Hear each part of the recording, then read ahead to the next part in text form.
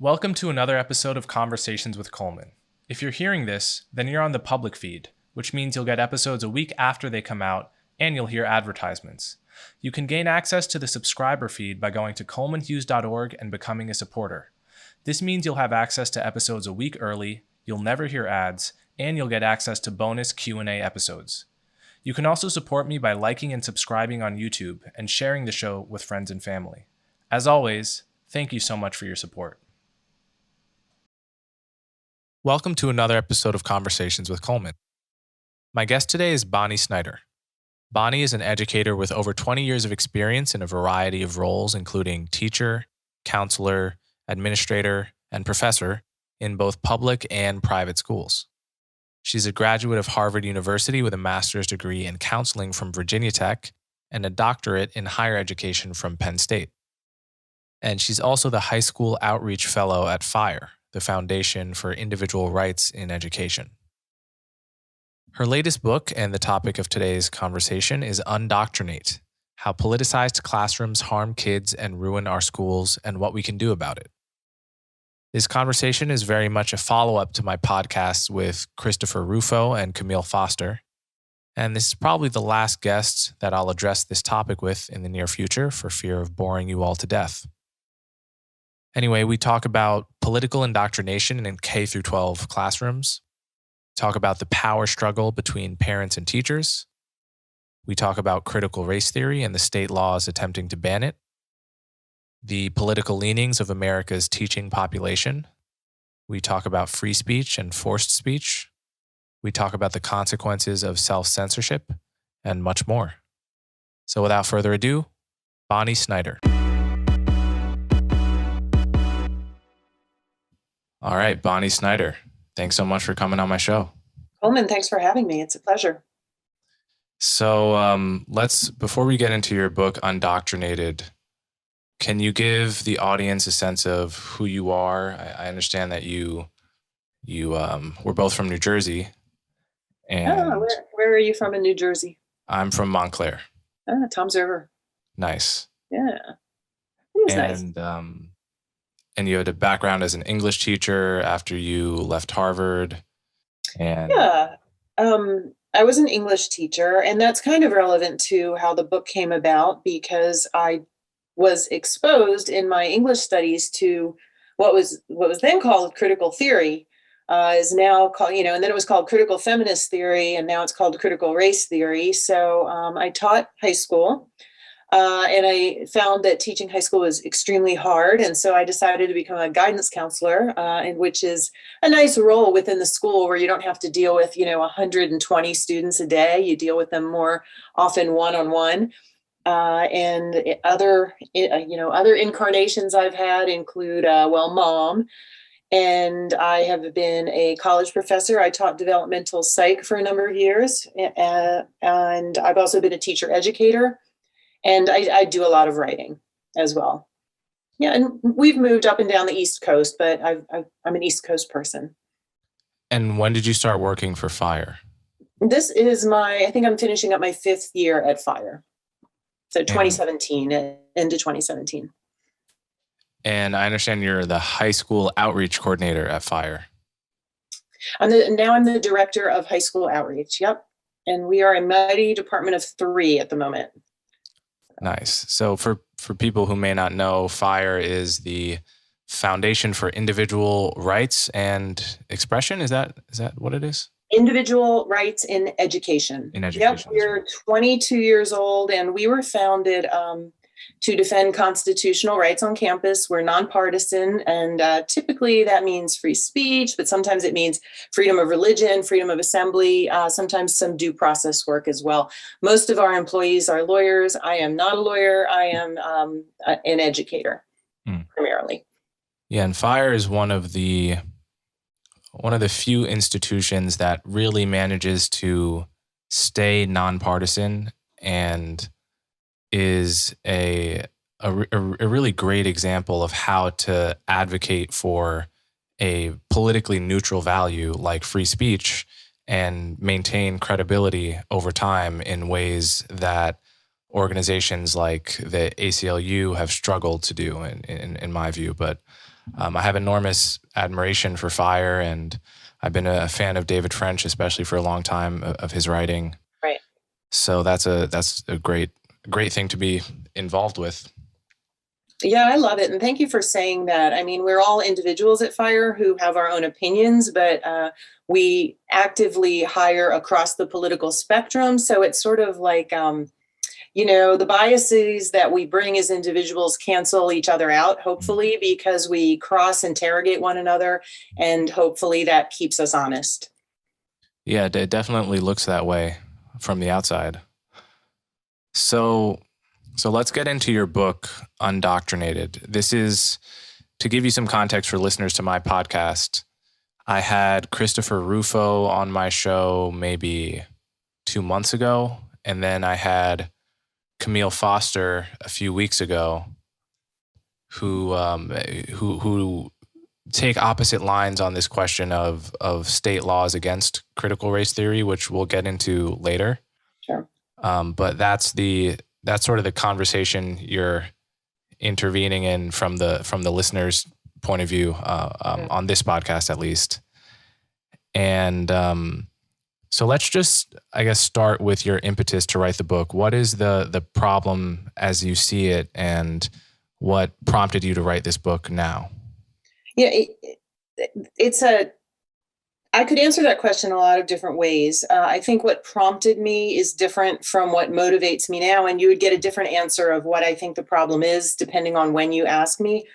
A big impetus for me was that I had to pull my daughter out of a school where I found some really substandard biased teaching going on. And but the thing that really sealed my decision to leave was that I caught them lying to me. And I think that deceit is such a big part, and this lack of transparency of what's going on here. I'm seeing right now, what I'm seeing is rising contempt for parents, which seems to justify deceiving them about what's going on in the schools.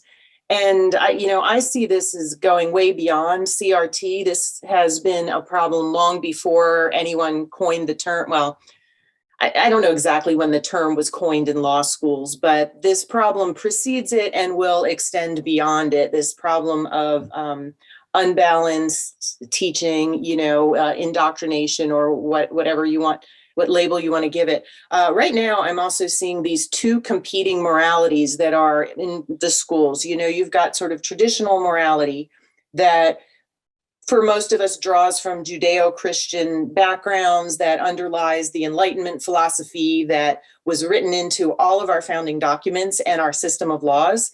And you have this new morality that is going by different names. Some people are calling it, I think Wesley Yang called it the successor ideology.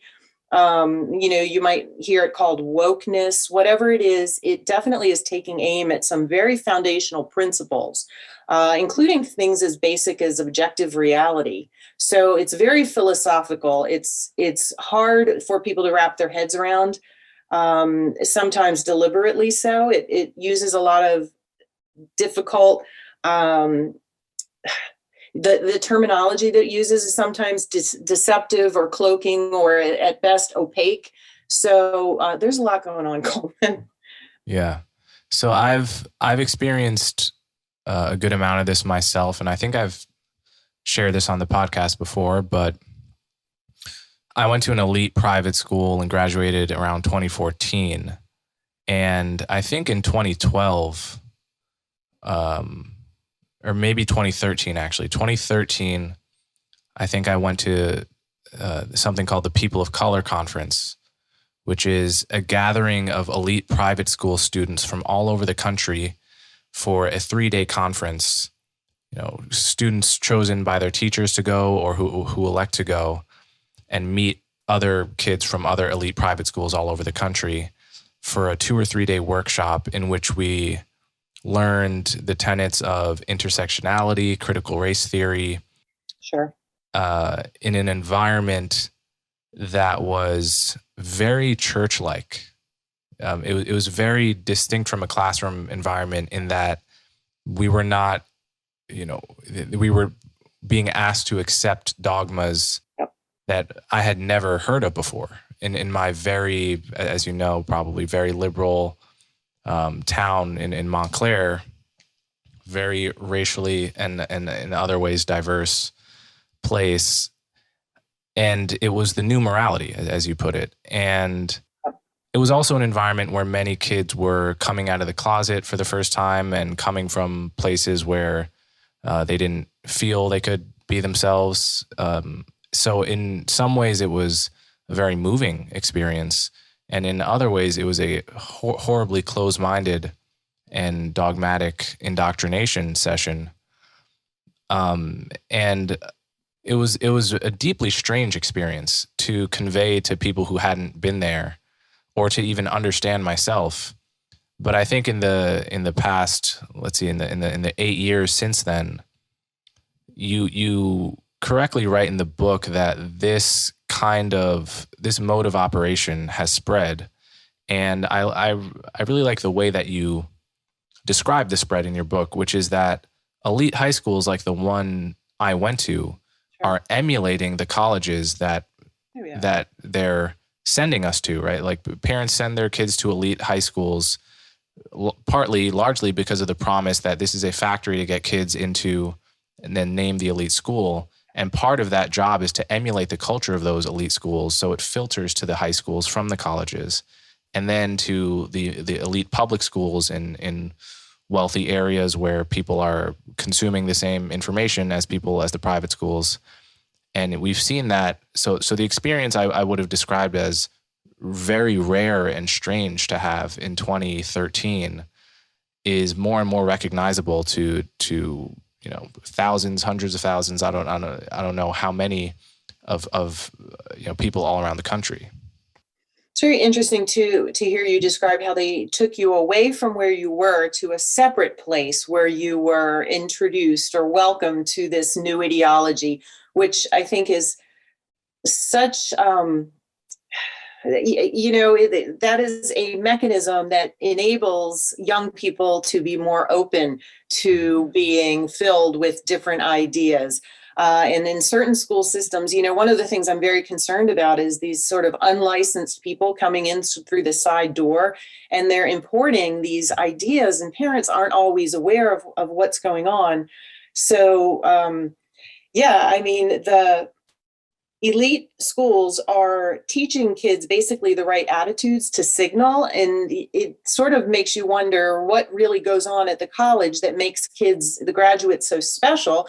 I went to, a very selective school, and I can tell you that before all of this ideology had really hit, there was nothing going on there that I thought was particularly special. And I came out sort of looking around like, wow, I'm not sure I learned anything I didn't already know in high school for my 4 years at Harvard. So, but I do talk, I think I think it might have gotten cut from the book actually, but I have a copy here. I was given this book 6 times. I was assigned it 6 different times.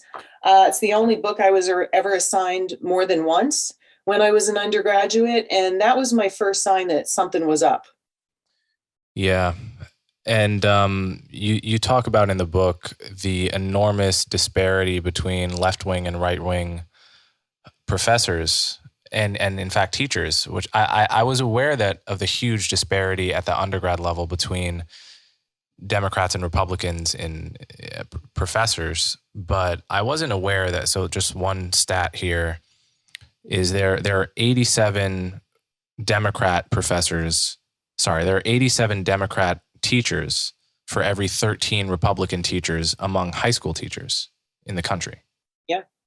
Yeah. So that's an enormous disparity to be true of just the country at large, right? It's more understandable when you have a disparity that's describing, say, elite colleges, but a disparity that huge just in the education system is pretty enormous.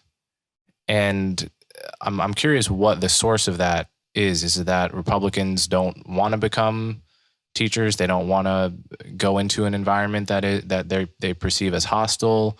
Or is it just like not as much of an attractive profession? Or is there bias? Or what's the story? Yeah, I mean, I think that we can infer a couple of things. I think that the ed schools have become completely ideologically monocultural. So the numbers of ed professors, in different disciplines in academia, it's going to be more tilted. I think business and engineering are going to have the most even ratios. The social science are the most imbalanced, and ed schools are among the worst.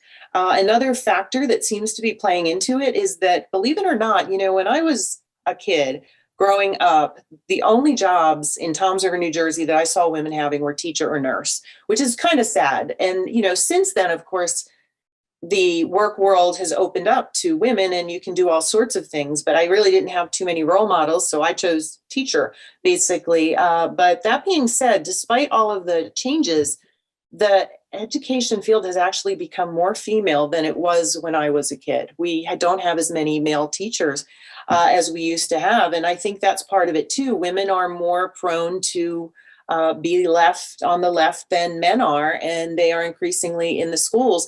So that is another reason why kids are getting this really unbalanced education. I wish we would have and they used to in the past to recruit men, especially for elementary school education.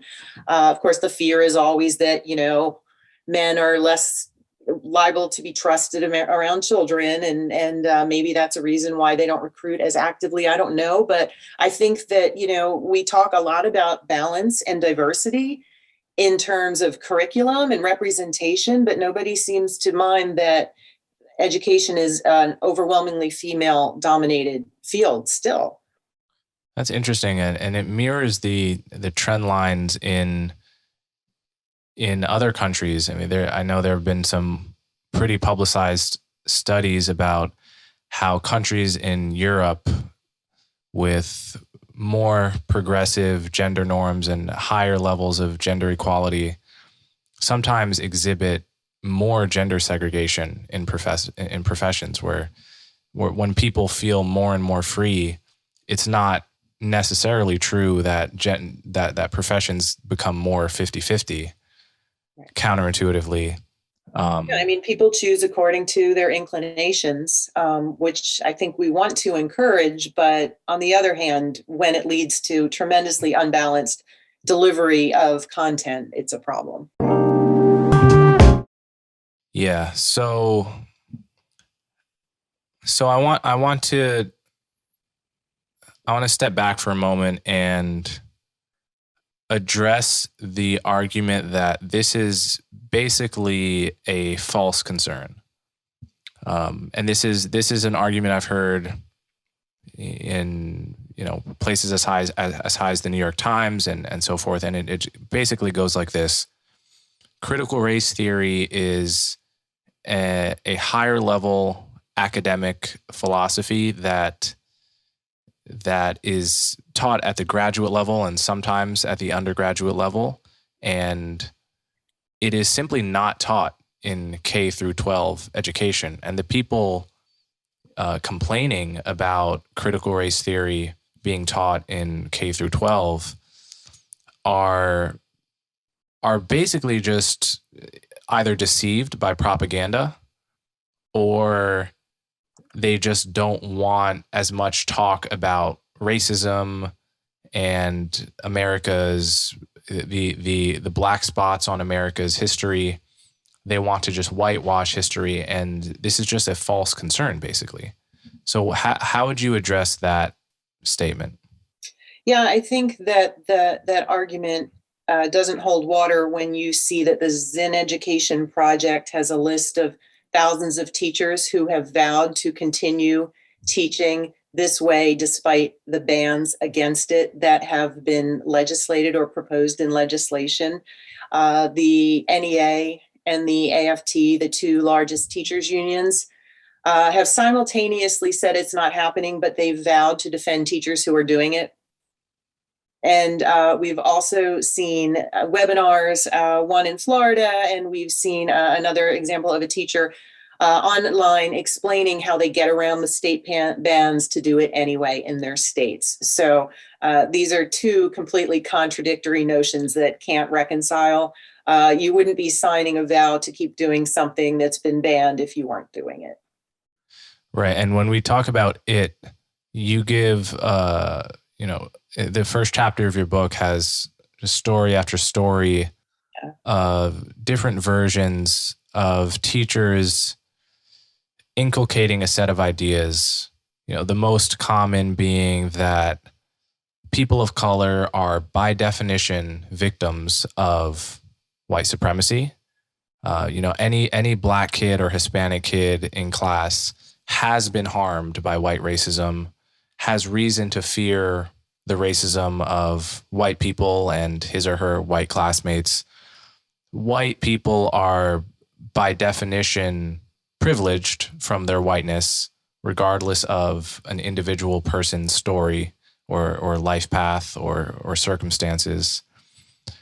And the macro inequalities between groups in society are the result of discrimination only. And and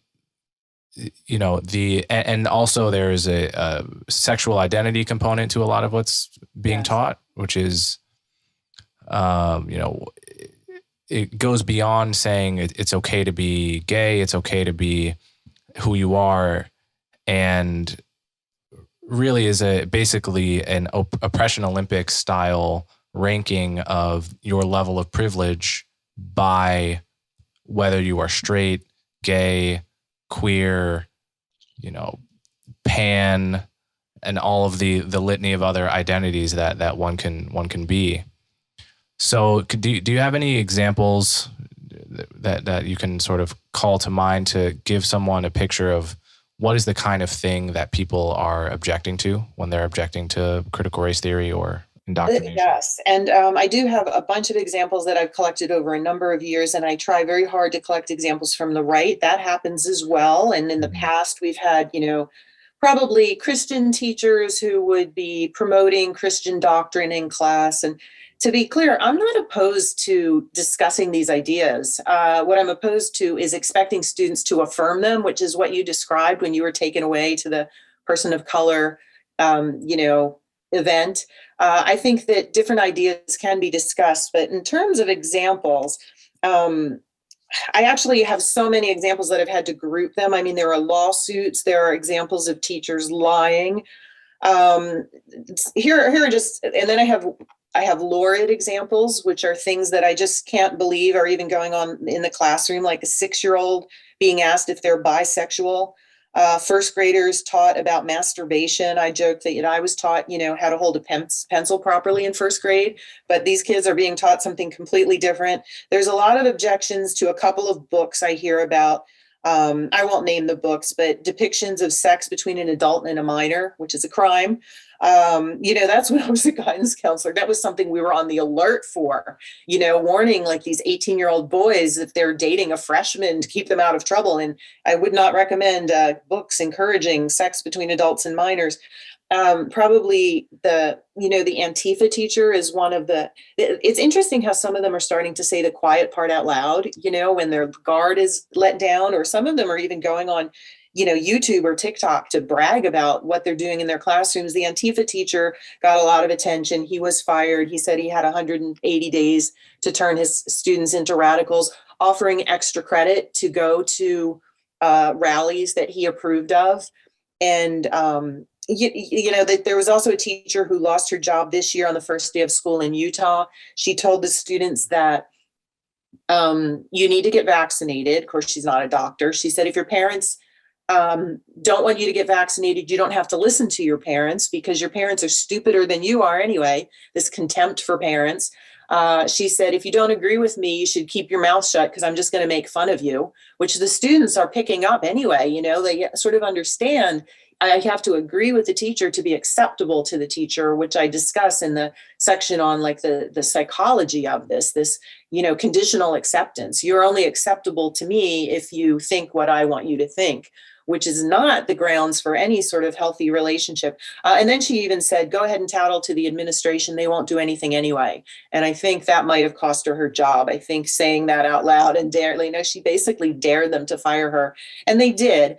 We've had in Boston, there was a group of trainers brought in who are charged with unlicensed therapy. There's a lot of therapeutic things going on in the classroom, which I wouldn't even attempt as a trained guidance counselor, as a certified guidance counselor, because I have, there's this concept of competence. And when you're competent at something, sometimes you're so good at it, you don't know how you do it. But sometimes, I don't know if you've ever heard of unconscious competence or conscious competence. Like if I were going to try to do something completely new, I would know that I'm not good at it. And that would be conscious incompetence. But I think we have some unconscious incompetence who are trying to conduct therapy. They don't know what they're doing. They're not trained to do it. They're not licensed to do it. They have no authority to be doing it. And there's a lot of stuff going on that supervisors should be saying absolutely no to. Yeah. So you open the book with this one story about Gabrielle Clark. She was the black mother of a mixed race child where the father was out of the picture, and the child was very light skinned, but it seems they were living in a black neighborhood or at the very least at a majority black school where the kid was the only white looking kid or light skinned looking kid in the class. And the teacher, who seems to be one of these rogue teachers, and this is a high school student, is just basically berating this kid over his privilege and his being white, and basically forcing him to affirm statements about how his whiteness has privileged him as part of the curriculum, where the implied threat, or actually in this case, the explicit threat from her, was that he will fail if he does not complete the quote unquote identity confession assignment. And so this is the kind of thing that concerns FIRE when citizens of this country are asked to affirmatively say they believe X, Y, or Z with some kind of implicit threat that matters, like failing a class, forced speech, essentially, of a political nature. Yeah, I mean, there's two things going on there. There's coercive thought reform. Thought reform is what we call it, and compelled speech or compelled action, which I would call, giving kids extra credit or threatening to punish them if they don't participate in a rally. And this student was actually given a D, or I believe, or D minus, which counted as a failing grade, which impacted his college applications and all sorts of things. It was a required class. They tried to get him out of the class. They wouldn't allow it. So he was basically placed in a situation. He's compelled by law to go to school, right? His mother is required to send him there, and he's not allowed to adhere to, they literally told him, the teacher, that you're going to have to unlearn your Judeo-Christian values. This is a secular public school. And, we have established laws that, no, you don't have to, give, and much of which came out of from lawsuits filed by Jehovah's Witnesses, incidentally, who, for whatever reason, objected to certain activities in the school. And because of them, we have now some very solid case law that protects all of us. So this case is ongoing. She, I believe, has already turned down a settlement offer from the school. She's taking it all away. Yeah. Yeah. So this is what I would be concerned about as someone who plans to have kids and whose kids will, by definition, be of color. I've when I was at Columbia, I took one class by the kind of rogue professor that we're talking about. And it's less of a problem at an elite college where it's a totally elective course and so forth. You're an adult. Yeah. It's not quite a captive audience in the same way, although to some extent it is. But she, there was one class where she just said point blank, all people of color are victims of white supremacy. have been victimized deeply by white supremacy. Full stop. And I was so offended that she was speaking on behalf of all people of color, which is it would be a ridiculous thing for a person of color to do. And then there was a added layer of irony to the fact that she was white doing this. And I was sitting there in the class saying, no, I honestly do not feel that I have been a victim of white supremacy. Can I cite a story or two from my life that, uncomfortable experiences as a result of being Black? Perhaps. But when I talk to my grandfather and compare that, the America he experienced to the America I experience, there's no utility or truth value from my point of view in saying I am a victim of white supremacy. It would be a lie. It would be a lie calculated only to increase my social cachet within a particular subculture. So I don't claim to speak for all people of color, of course, but there are lots of people of color with that point of view, including this beleaguered mother. And so to ask someone to affirmatively say, no, I believe this, it goes so against the norm of the right to conscience. Yeah, which is where coercive thought reform lies. And, there is censorship of two types. There's negative censorship where you can't say what you really think. And a lot of students feel that right now. But then there's, the compelled speech, sort of the other side of it is like, not only must you not say what you actually think, but I'm going to require you to say things that you don't actually think or believe, which is really attacking your most private of, your personal liberty. Mm-hmm. The liberty and the autonomy. And I talk about personal autonomy when I talk about human development. And, developing your own sense of autonomy is such a foundational part of who you are and your identity, your individualism.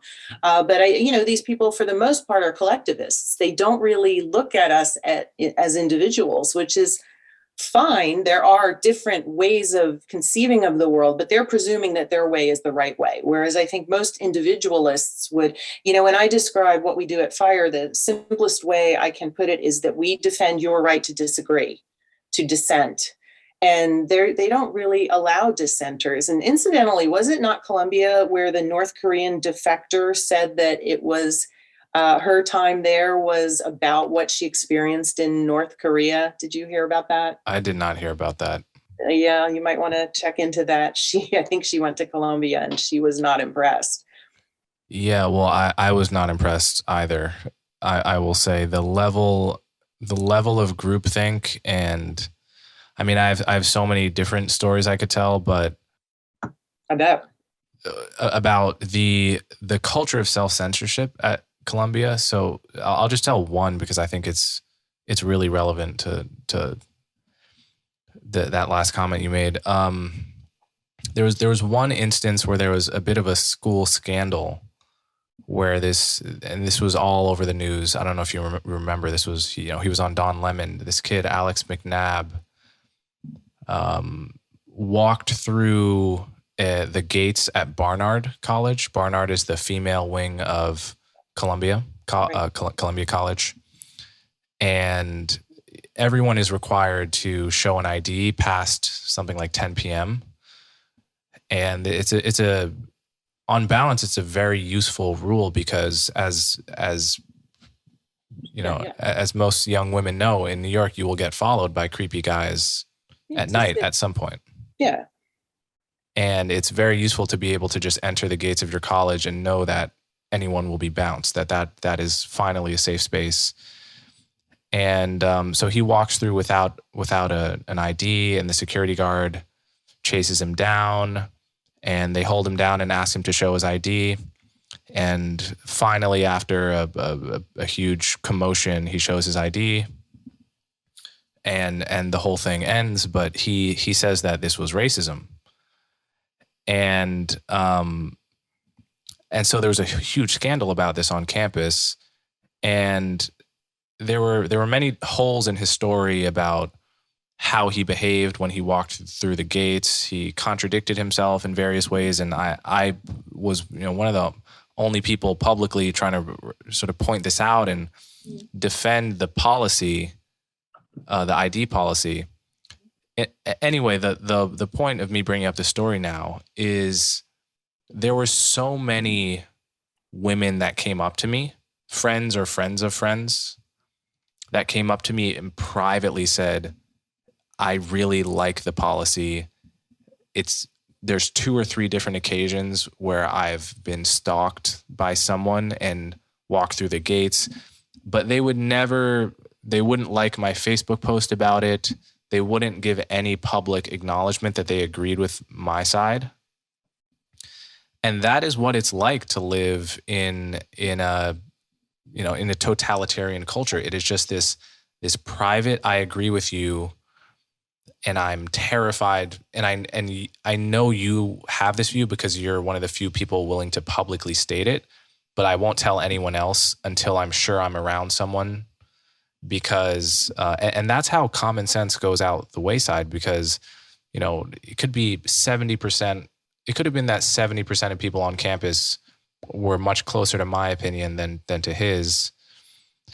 And we eventually had a scheduled debate that got canceled. But if the 30% who agree with him feel totally comfortable expressing their viewpoint because they know nothing bad is going to happen to them, and the 70% feel, it could be the 90%, the 90% feel, this is just, I don't need that smoke. This is too much for me. I'm only going to express it when I know I'm on a one-on-one with someone who is not going to yell at me or cancel me for it. That's how common sense goes out the wayside. And that's very much what Columbia was like, and what probably a lot of similar colleges are like. Right. And this is how we get collectively stupid, right? Because we're not willing to speak up when we see something that we know is wrong.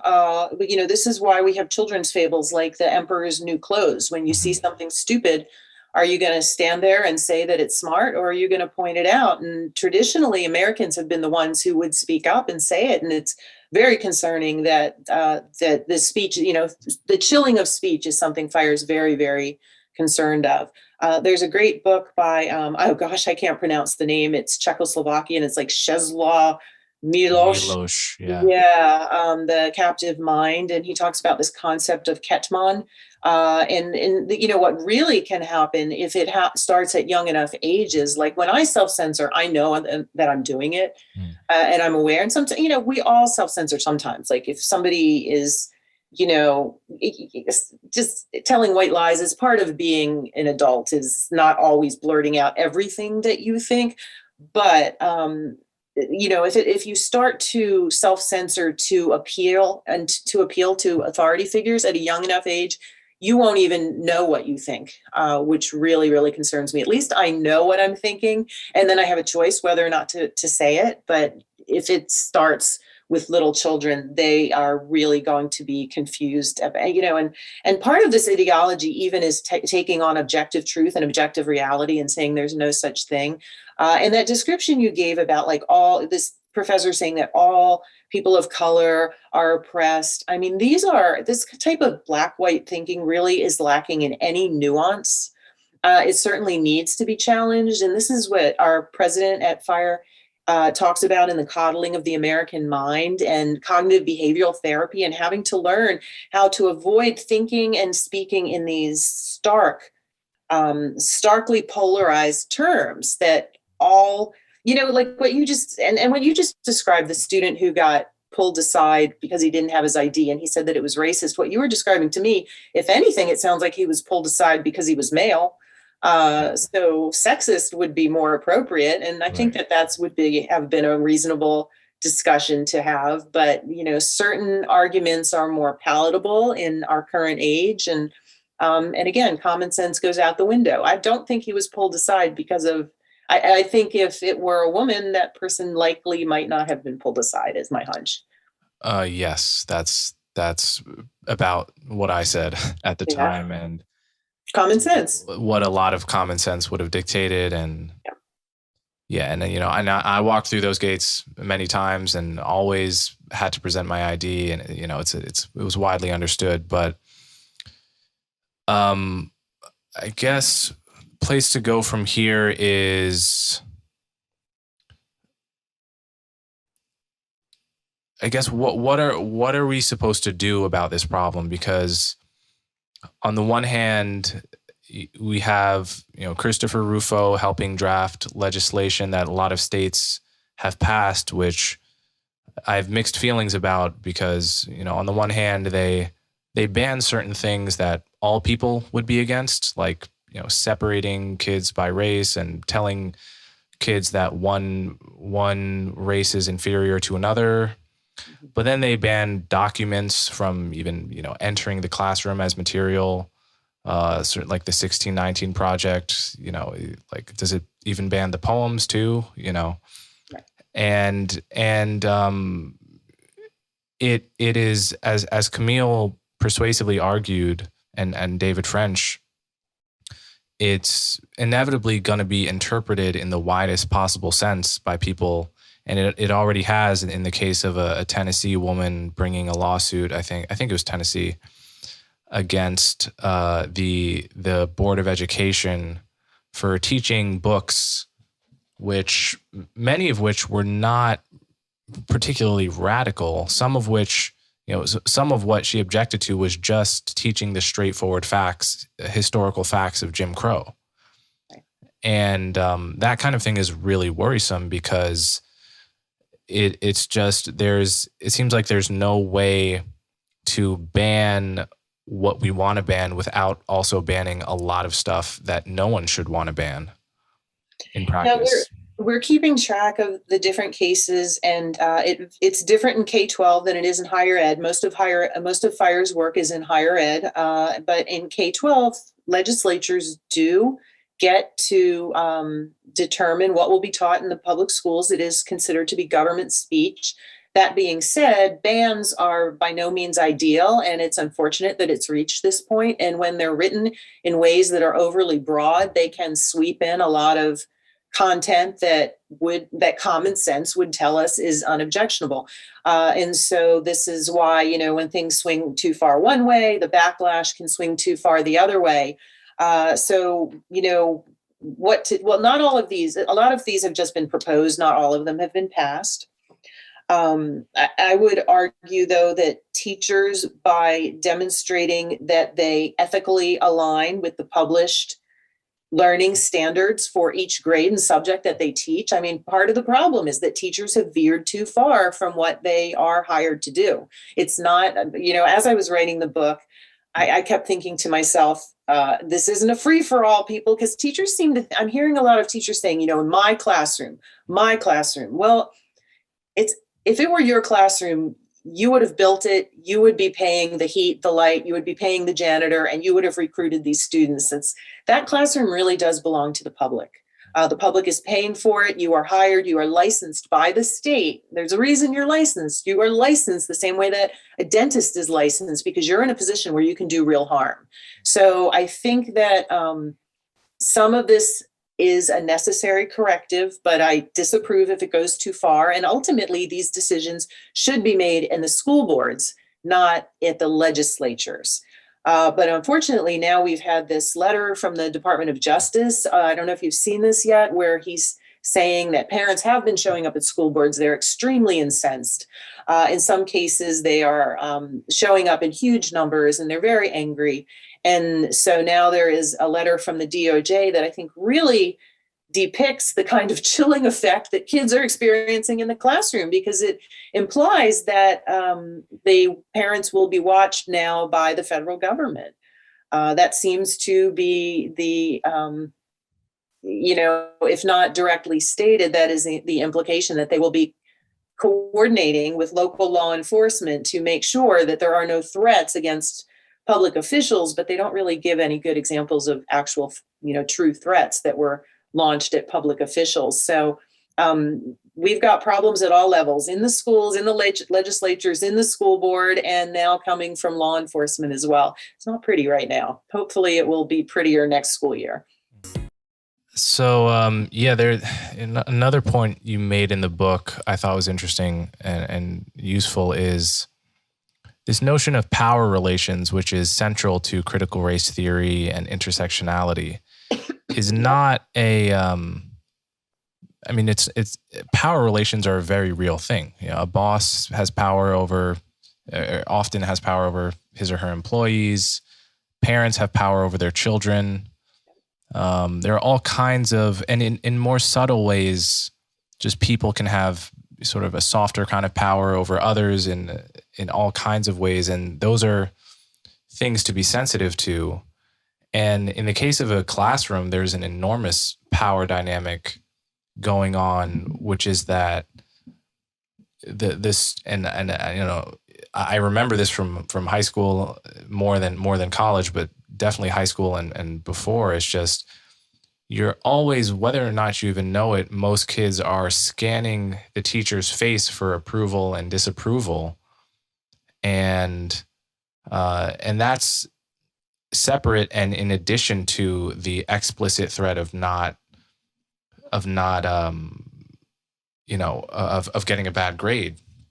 And in certain cases, you highlight these cases in the book where the grade explicitly depends on pretty much having a particular political opinion. So you had one example where kids in a French classroom, it was just widely understood and joked about in the classroom that the teacher gives better grades on essays that agree with her particular perspectives and answers to ostensibly sort of open-ended questions. And this happened as well in that same class I was at Columbia. On the final exam, the huge essay on the final exam, it was a question about, one time that the cis hetero patriarchy has victimized you.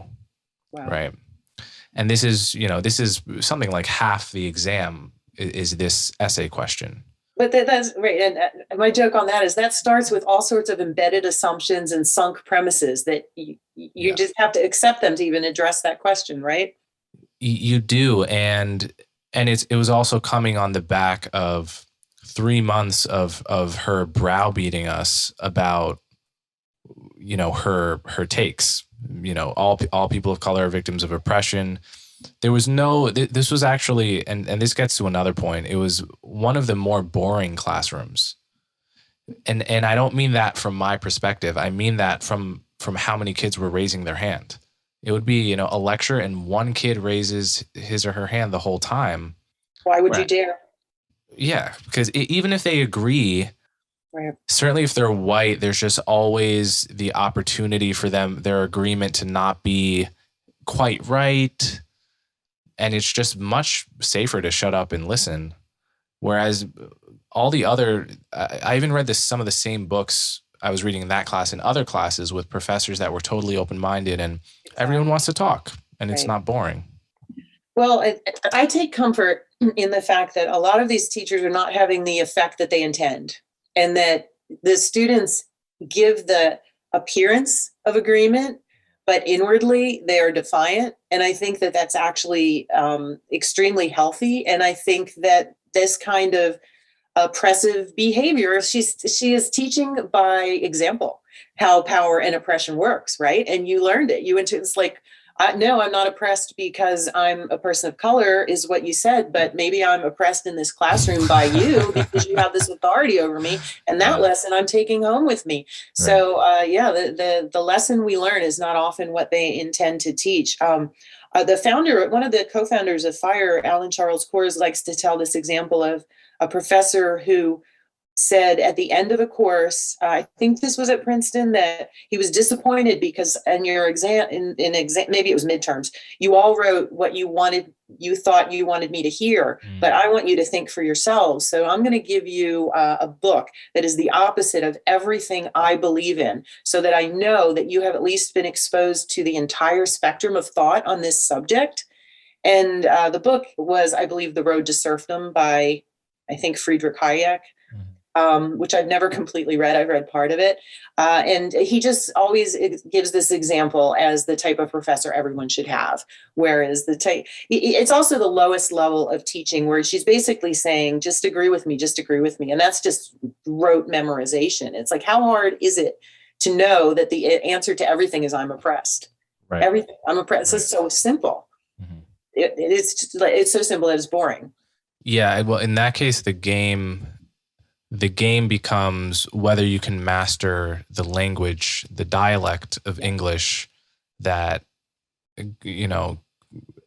don't know what this dialect is called. As you say, it's social justice, it's woke, it's the academic face of woke. It's just learning to master all of these esoteric concepts that do, in the end, amount to the pretty simple formula of, white is bad, color is good, male is bad, female is good, and add the number of points in your identity. That is the basic size of it, combined with the rejection of objective truth, of anything that can be associated with whiteness or Eurocentric. And that's actually another part of this to highlight is, and this is a part where critical race theory, as it appears in the scholarly literature, is identical to how it appears in elite culture, which is the rejection of things like perfectionism and, standardized tests and, the an emphasis on reading and writing skill, all of these things that we would associate with the core purpose of education. There's a stance from which to view all of that as white values. These are values that are not universal. These are values that came about in a culture of white supremacy and reflect their origins in that sense. And therefore, we should reject them. We should reject standardized tests in favor of, more fuzzy and subjective styles of grading. We should reject perfectionism and emphasis on, grammar and writing and all this kind of thing. Logic. And precision. Right. Yep. And that is, it's just another way of saying what racists used to actually say, out loud, which is that this whole reasoning thing, it's really, it's not for people of color, right? This is what they used to say, and it's for women, or for women, right? Right. Yeah, a colleague at Fire joked that, if punctuality is a white supremacist trait, then he knows a lot of Hispanic white supremacists and so on and so forth. I can't think of anything more disrespectful, disempowering than, telling kids that this whole logic thing isn't for you. It's just, And if you're struggling at it, then don't keep trying, because right. You're struggling at it because it was never meant for you. Right. Yeah. This definitely, the way you just described it, couldn't think of a better way to keep people from succeeding in life. Can you? Yeah. So it's incredibly depressing. And I remember too, when I was in graduate school, it was critical feminist theory. And it was sort of just, you were supposed to just reject things because males did them. Certain works like that. Well, that was written by a male, and it's like, yeah, we know. It's so obvious. That's the only criteria for judging everything, whether you're male or female. You don't hear about that much anymore. That's gone out of fashion. So hopefully this won't be in fashion. I don't think, these fads come and go in education, but the perennial standards of what constitutes good pedagogy remain. And that's why we have ethical guidelines. And it's really very, very simple if you just adhere to those. And it tells us, even the NEA's own guidelines, the National Council for the Social Studies, that, a responsible educator will expose students to competing points of view. They won't restrict their access to different types of information. And if teachers were properly trained and if oversight by supervisors were being implemented, we would never have reached this point. The worst manifestations of it would have been cut off immediately because this is just bad teaching. Yeah. It seems like one of the main sources of the problem are education schools, where teachers go to become certified to teach. I know I've encountered a little bit of the teachers college at Columbia, and it was known as pretty much the most woke epicenter of an already highly woke subculture. It is. And I did pull some of the course descriptions and they're in the book. And you could, anyone could Google them up themselves. Just go to Columbia Teachers College and look at the courses and ask yourself if any of these look like the type of instruction that is going to prepare a teacher to help kids learn to read, write, do arithmetic, or engage in critical thinking. They're all hyper politicized with one particular bent. And it's just beating the same drum over and over and over to the point that it just seems monomaniacal, and I did unfortunately get a doctorate in higher education specifically because I wanted to become an ed reformer. I did not get my teaching credentials initially by going through an ed school. I did alternate route, which is probably what saved me from having my head filled, although I've always been I've never been convincible on most of these issues for whatever reason. I think I just had a really good K-12 education and I had something really high quality to compare it to. And I just went to public school, but it was just well done. My teachers, I have no complaints other than some of them were boring of my K-12 teachers, but I certainly do of the teachers I met in undergrad and graduate school and in ed school. I went to Penn State. At the time, it was considered the #1 program in higher ed. And I had to take a mental health break in the middle of it. It was so bad. And then I finally was like, am I going to walk away as so many people, who aren't extremely on one side, or am I going to finish it? And I did decide to finish it, but I was never hired as an administrator because of the biases I believe that exist. Yeah, this was part of the big deterrent for me to get a master's degree or PhD is just not wanting to spend more years of my life in a subculture where that felt so deeply strange and North Korea like. Just like, do I actually want to? How much of my life do I want to spend? It's almost as if I'm like living in a bad neighborhood. It's like if I can get out of here, I would like to, and I don't need a master's or a PhD because I have this podcast and I'm in a unique situation. So why subject myself to that? And I guess the counter argument to that would be without more people like you, it just continues to get worse. Right. The credentialization is part of the problem, which is why the alternate route is one good way to sort of break this monopoly. I do think, there were congressional hearings yesterday, and they were talking about breaking the hold that the teachers' unions, that the educational bureaucracy in general, and the ed schools have. I mean, schools are supposed to be about children. And I just don't feel like they have been. I think that they were when I was in school. I never felt otherwise. I did not feel that way all the time that my children were in school, and my kids are in their 20s now, but I look at kids today. One of my colleagues at Fire said that he used to think it was weird when people homeschooled, but he's beginning to think it's weird when people send their children to public school. Mm-hmm. And private schools, in many cases, you cannot buy your way out of this. In many cases, they are even worse right now. Yeah. So what's a lot of people listening to this are going to be parents who precisely understand from personal experience the concerns that your book is about. And so what can you recommend to them by way of resources or actions or wisdom or advice in as they encounter these problems with their kids?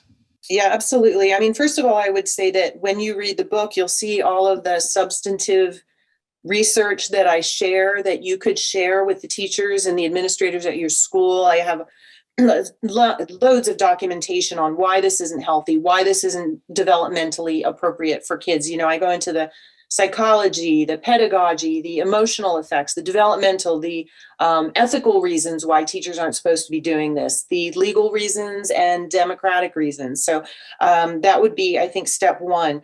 I think that you need to know the learning standards for your child's grade and know what the disciplinary procedures are in your state for teachers. And if your teachers are not adhering to the ethical guidelines for your state for the subject that they're teaching, you should report them, report to take it up the line. I think that parents can form groups where you attend school. I know that not every parent can commit to going to every school board meeting, but you can form a group where, there's 12 of you and one of you goes to each meeting. So that would maybe cover the whole school year. And then you share and compare notes. In terms of what to do when it is unbalanced and you're not getting through to them, I mean, pulling them out is an option. Not everyone can do that. I think you should supplement. I think that FIRE has some great curriculum materials we've put together about your rights, about First Amendment rights and other constitutional rights. They're freely downloadable. You can share them with the teachers at your school, but if they are not amenable, you can teach it to your kids yourself. And you also can use what homeschoolers use. We've been going to a lot of homeschooling conferences with FIRE. We attend a lot of conferences to promote our work and to make teachers more aware. Incidentally, not all teachers are your enemy. A lot of teachers agree that there is overreach going on here. And so look for the good teachers and help them, support them. And I would use what homeschoolers use. There is some amazingly good content when I go to these homeschooling conferences. And we've been going to the great homeschooling conventions. I assume that there are others, but those are in many regions of the country.